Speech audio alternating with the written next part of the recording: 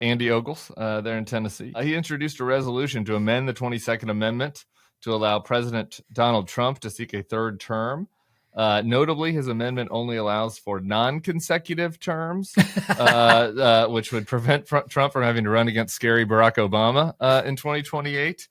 Obviously this is just nonsense. But I do think there is going to be a lot of this to try to protect Trump from lame duckism. And I think that it is what my concern is that there is kind of strategic clownishness to try to play the media, to try to give Trump a veneer of maybe he's not a lame duck. That happens from now until 2027. And then I worry just a little bit about 81-year-old Trump taking it kind of seriously in 2028. So that's where I'm at. I don't know about you. Oh, Tim, we're on the same wavelength. I think that what we're mainly dealing with here isn't 9-dimensional chess. It's just, hey, look, I have more influence. I have a greater access. The more I honor Trump. And so you're going to see, especially here in this first year, before the kind of that lame duck calculus starts to really lock in, you're going to see a lot of sycophancy. I mean, here in Tennessee, there was a state legislator who indicated that they wanted to change the name of Nashville's airport to Trump International. Why not just rename Tennessee?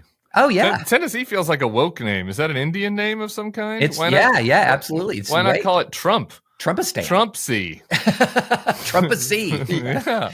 So some of it's just pure sycophancy for that to be in the room where it happens.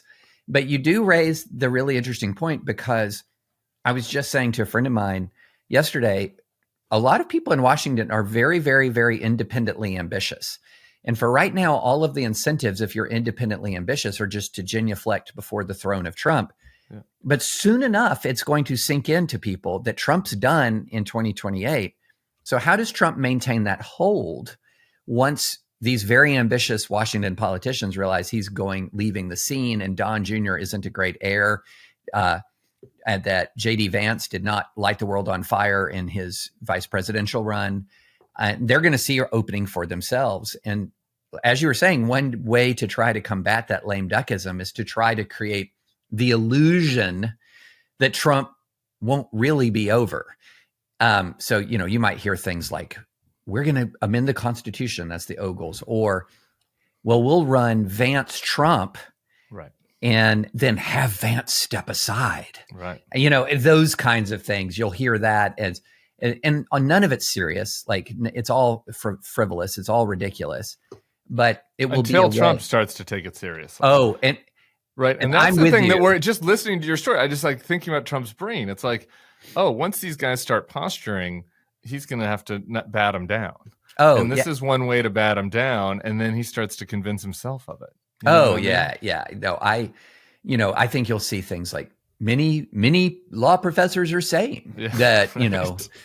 You might even hear him say, many law professors are saying that amendment is unconstitutional or something utterly nonsensical, right?